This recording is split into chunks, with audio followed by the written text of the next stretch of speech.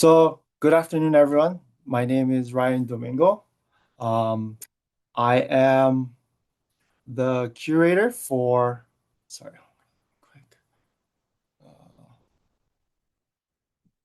I am the new curator for NCGR Hilo. So that stands for the National Clonal Germplasm Repository. So for those of you who I've never got a chance to meet, I'm fairly new. It's nice to meet you.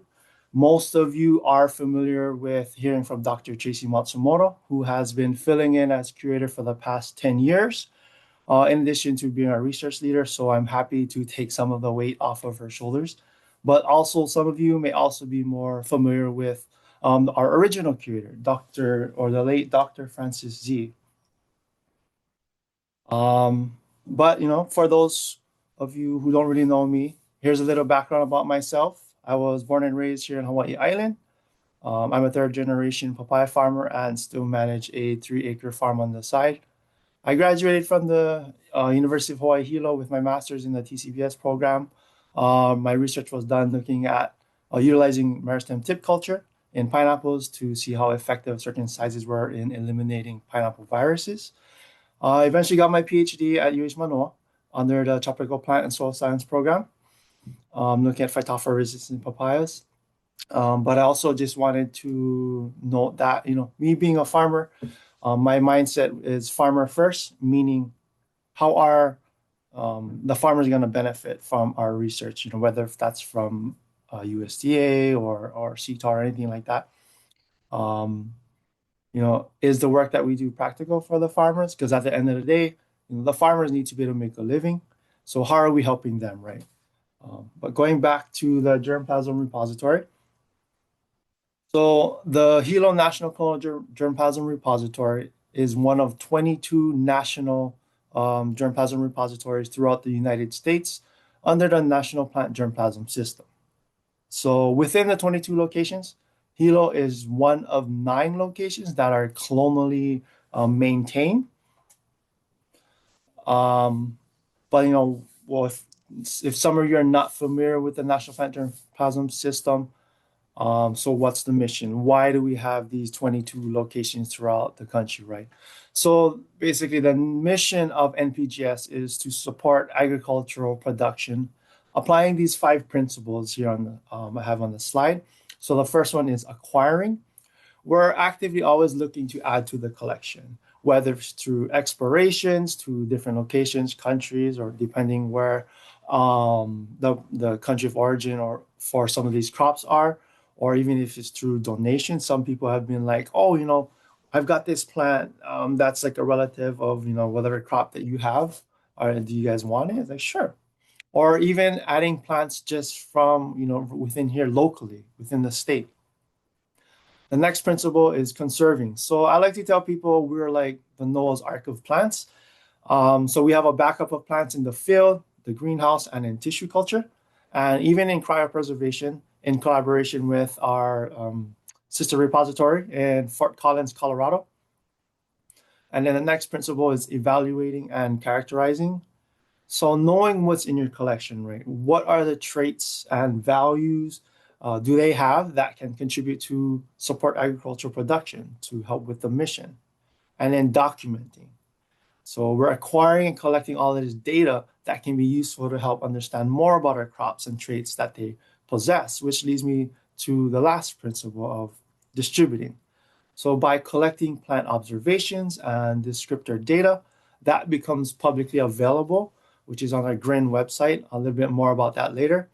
So that this information is available to the public with an emphasized focus on researchers and plant breeders.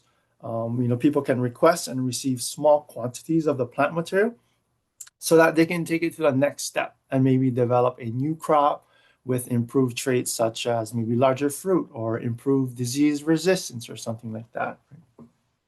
Now going back to the Hilo germplasm repository. So what's in the Hilo collection?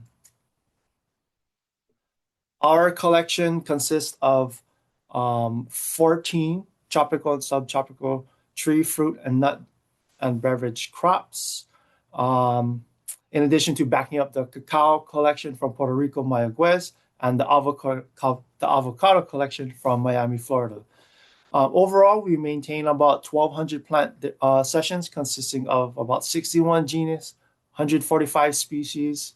All of this maintained on 38 acres at the Waikea Research Station, which consists of the plants in the field, greenhouse, and in tissue culture.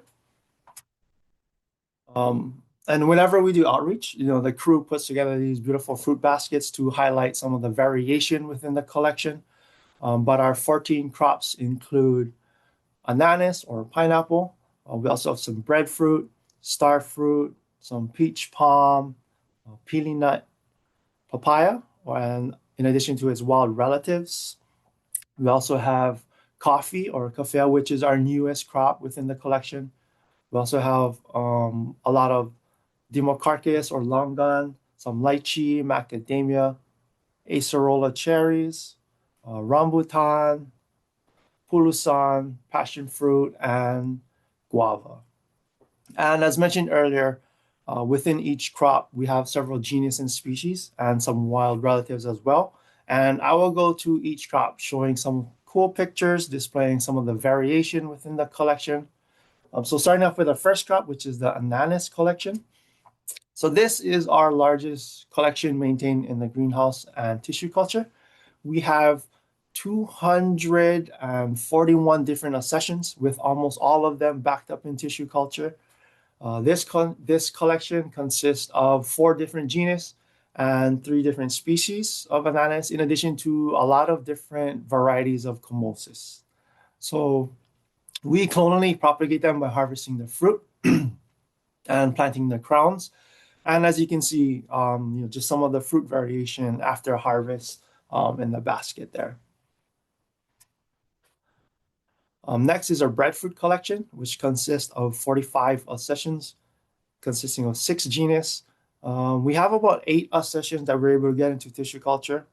It's a little bit more challenging with the woodier crops, but we are also currently collaborating with the National Tropical Botanical Garden Breadfruit Institute with Dr. Diane Ragon and Noel Dickinson and staff.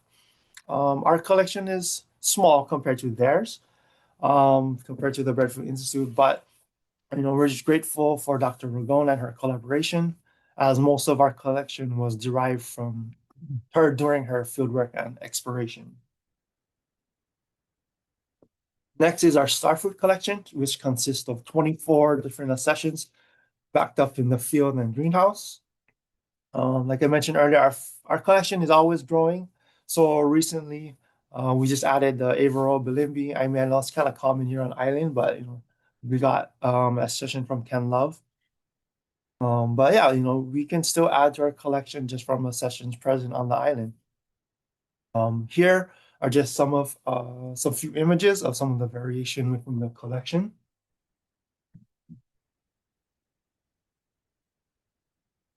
And then next is our peach palm collection.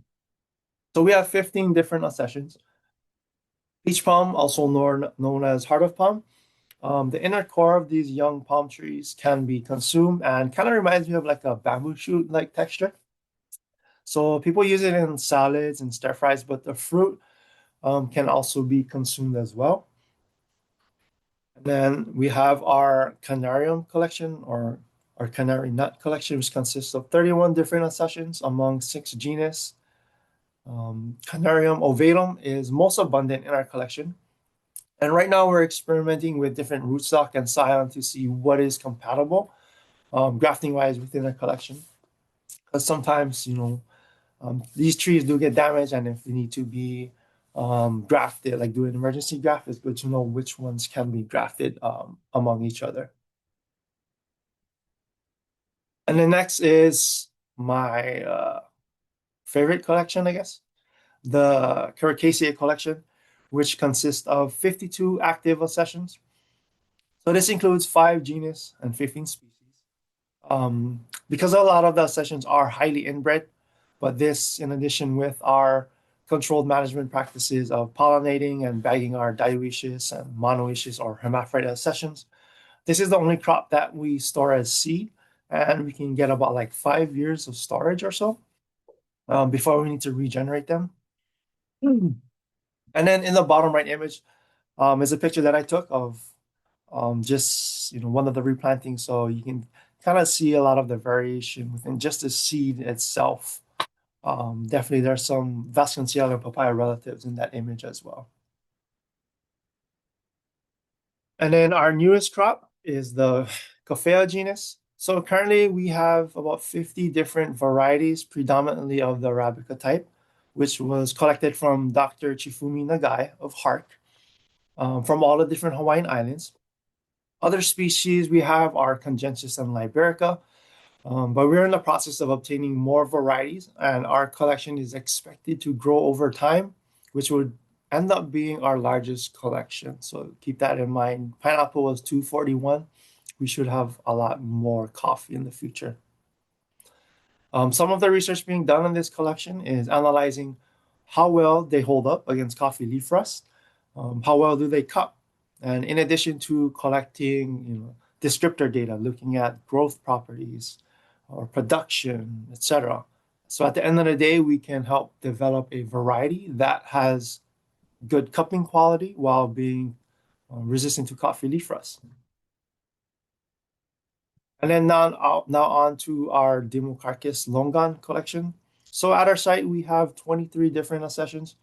The accession on the bottom right is my personal favorite, um, and that's the Karaoka variety. Interestingly, when I looked at the passport data, Dr. Z had collected it from Kainaleo. And I think there might be a Karaoka family in Kainaleo, so maybe you guys know a little bit more about that. Um, some of you may recognize the guy in the image. So that's Jason Okamoto, who just retired about a little over a year ago. He was our master grafter who learned a lot from the original period, Dr. Z. But I also know that he's worked with a lot of you folks at CTAR, whether it's extension agents, mentored a lot of students, worked with the master gardeners, sharing his art of grafting. And keeping it in the same family, we have our lychee collection. So at our location, we have 98 different accessions of lychee. Most of them was brought in by Dr. Z from his collection trips in China. Despite having almost 100 different accessions, because our winters are not cold enough, we don't. It's not enough. It doesn't get cold enough to induce flowering. So we only get about 21 accessions that will actually fruit. And then the image on the left is, of course, the local favorite, Kaimana. Um, I expect, or it looks like everybody's trees are kind of gonna look like this with heavy production this year. Hopefully, the rains from the Konalo didn't cause fruit to abort or anything like that. And then in the top middle, we have the parent of Kaimana. So that's the Hawk Ip variety. In addition, we have just a bunch of other ones that fruit here at Waikea Research Station, such as Taiso, Kaohsiung, and Guangzhou, just to name a few. And then next is our macadamia nut collection, which consists of 44 local accessions. So in total, we have 3 genus and 4 species. Some research being done in this collection is has been is well, current research being done in this collection by Dr. Lisa Keith, who is our in-house pathologist at USDA-PBARC. So she's looking at identifying alternative rootstock that may be resistant or have increased tolerance to Phytophthora tropicalis and Heavier. And then also in the collection, we have 7 accessions of Acerola cherry or Malpighia. Um, this was donated from a researcher from the University of Hawaii at Manoa. And then now going back to the Sapiendaceae family, we also have our Nephilium collection consisting of 87 different accessions and 5 species. So within our collection is my personal favorite as well, Pulusan, which I'm surprised to see does not have a bigger market or production.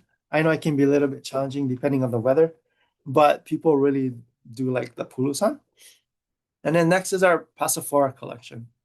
So at the moment, we are rebuilding our Passiflora collection because back in the day, the passion fruit woodiness fires wiped out most of the actually all of the collection. Right now, we only have 5 accessions and 2 species. And then the fruit on the bottom left was just a pretty interesting, cool picture or fruit that actually occurred. It appears like there's some kind of codominance or incomplete dominance, but that was just like a one-time thing. And then the last official crop in our collection is the Psidium collection or guava. So besides Psidium, we also have other genus within the Myrtaceae family.